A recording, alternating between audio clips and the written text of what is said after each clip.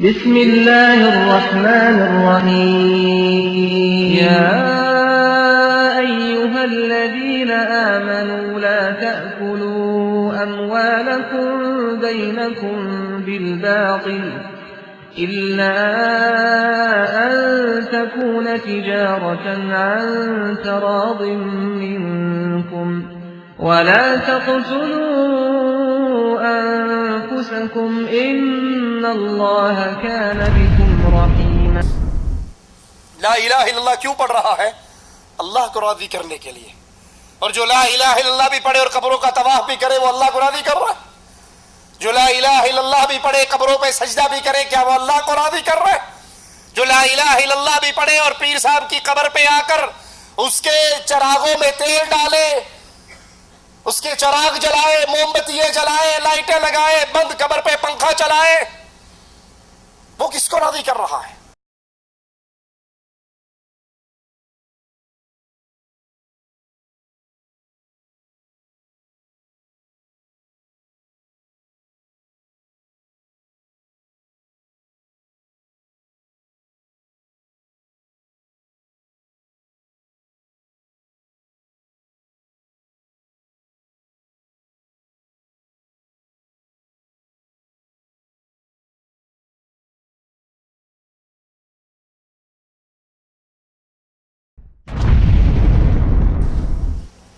إن الحمد لله نحمده ونستعينه ونستغفره ونعوذ بالله من شرور أنفسنا ومن سيئات أعمالنا من يهده الله فلا مضل له ومن يضلل فلا هادي له أشهد أن لا إله إلا الله وحده لا شريك له وأشهد أن محمدا عبده ورسوله أما بعد فإن خير الحديث كتاب الله وخير الهدي هدي محمد صلى الله عليه وسلم وشر الأمور محدثاتها وكل محدثة بدعة وكل بدعة ضلالة وكل ضلالة في النار. أعوذ بالله من الشيطان الرجيم. بسم الله الرحمن الرحيم. قل هو الله أحد الله الصمد لم يلد ولم يولد ولم يكن له كفوا أحد.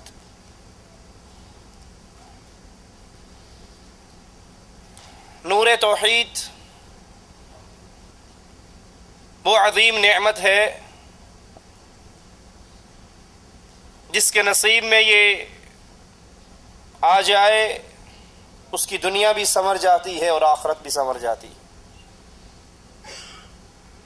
جس کو اللہ کی ذات کا فہم، اللہ کی ذات کا تعارف، اللہ کی وحدانیت کا عقیدہ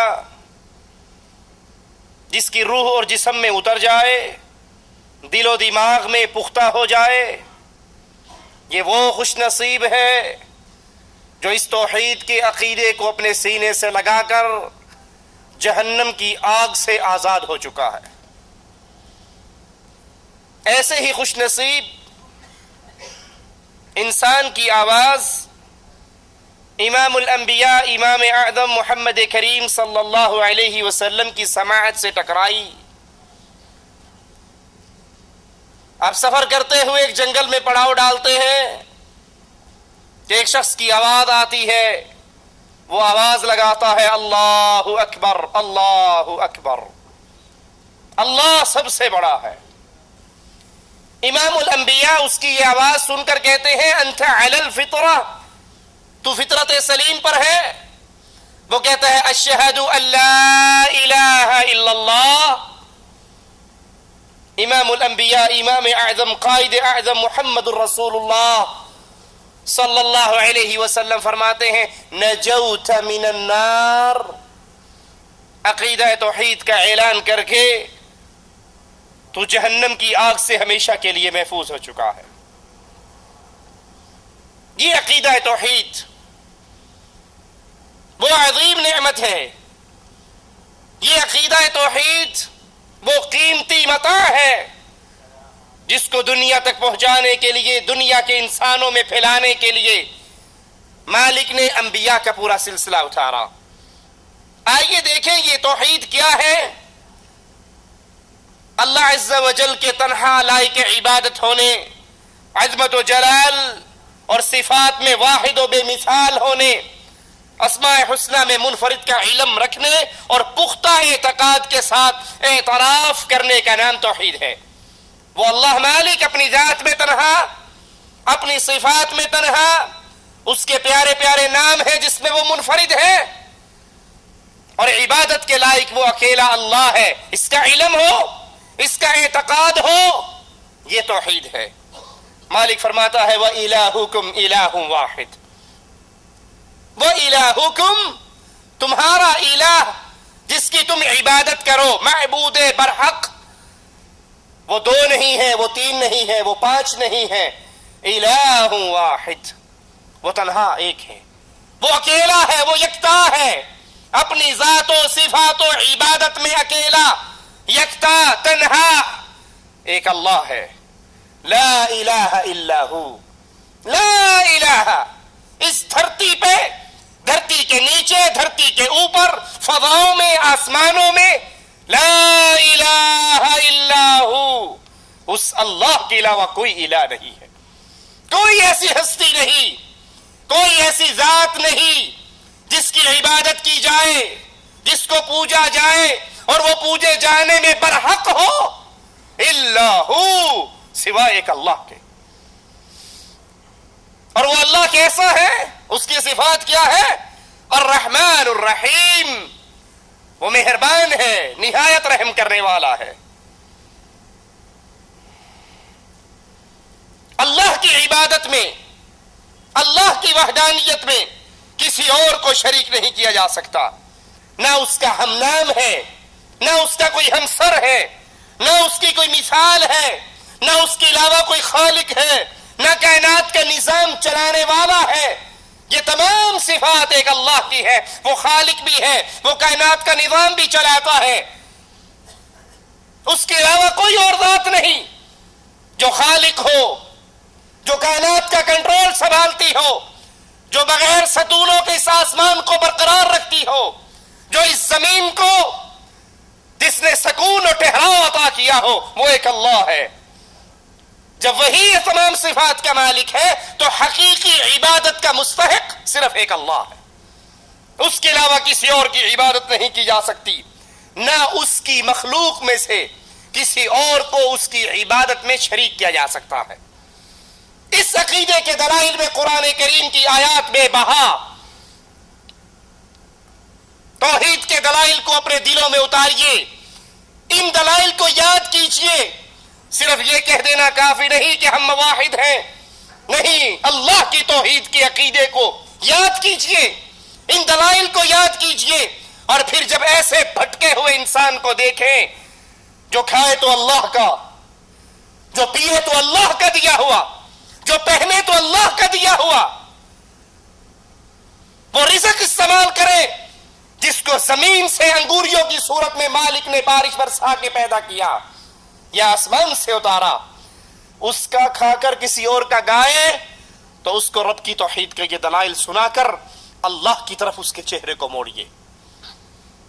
اس کو یوں سمجھ لیجئے، ایک بچے کے گود میں مرغی ہے، وہ اس مرغی کو مار رہا ہے، ہلکے ہلکے تھپڑ مارتا ہے، گزرنے والا کہتا ہے بھلے جوان، یہ تیری مرغی ہے، اس کو کیوں مار رہا ہے؟ وہ کہتا ہے چچا کیوں نہ ماروں، دانا تو میرے گھر کا کھاتی ہے، اس کی بیٹھیں میں صاف کرتا ہوں، انڈے دینے کے وقت پڑوسیوں کے گھر چلی جاتی ہے، غصہ زیادہ آئے گا تو ذبح کر کے گوشت ہی کھا جاؤ گے، کیا فائدہ اس کو دانے کھلانے کا، کیا فائدہ اس کی خدمت کرنے کا، کیا فائدہ اس کی بیٹھے صاف کرنے کا؟ دانا اس گھر سے کھاتی ہے، پانی اس گھر سے کھاتی ہے، گند اس گھر کا اس گھر والوں سے صاف کرواتی ہے، لیکن جب گانے کا وقت آتا ہے، جب انڈا دینے کا وقت آتا ہے تو پڑوسیوں کے گھر میں انڈا دے کے پھر اس گھر میں آ جاتی ہے۔ وہ کتنا بد نصیب ہے جس کو زندگی تو اللہ نے دی ہے، جسم تو اللہ نے دیا ہے، آنکھیں تو اللہ نے دی ہے، اس کو روزی عزت سب کچھ اللہ نے عطا کیا ہے، وہ کھاتا بھی اللہ کا ہے، اللہ کی عطا کردہ چھت کے نیچے سوتا ہے، اللہ کی عطا کردہ فرش کے اوپر لیٹتا ہے، سب کچھ اللہ کا دیا ہوا استعمال کرتا ہے، لیکن جب سجدے کرنے کی باری آتی ہے تو غیر اللہ کے سامنے جھک جاتا ہے، جب تعریف کرنے کا موقع آتا ہے تو غیر اللہ کی کرتا ہے، جب سوال کرنے کا وقت آتا ہے تو اللہ کو چھوڑ کر غیروں سے سوال کرتا ہے۔ حالانکہ مالک نے ان انسانوں اور جنوں کے پیدا کرنے کا مقصد اپنی کتاب میں بیان کیا، وَمَا خَلَقْتُ الْجِنَّ وَالْإِنسَ إِلَّا لِيَعْبُدُونَ، میں نے جنات کو، میں نے انسانوں کو پیدا کیا کیوں؟ بہت سے نظریات مل جائیں گے آپ کو۔ کوئی کہے گا درد دل کے واسطے پیدا کیا انسان کو، وگرنہ عبادت کے لیے کچھ کم نہ تھے کرو بیا۔ درد دل کے واسطے پیدا کیا انسان کو، انسان کے لیے پیدا کیا۔ کوئی کہتا ہے کہ اگر نبی نہ ہوتے تو کائنات نہ ہوتی، پوری کائنات، پوری انسانیت اللہ کے رسول کے لیے پیدا ہوئی۔ کوئی کچھ کہتا ہے، کوئی کچھ کہتا ہے۔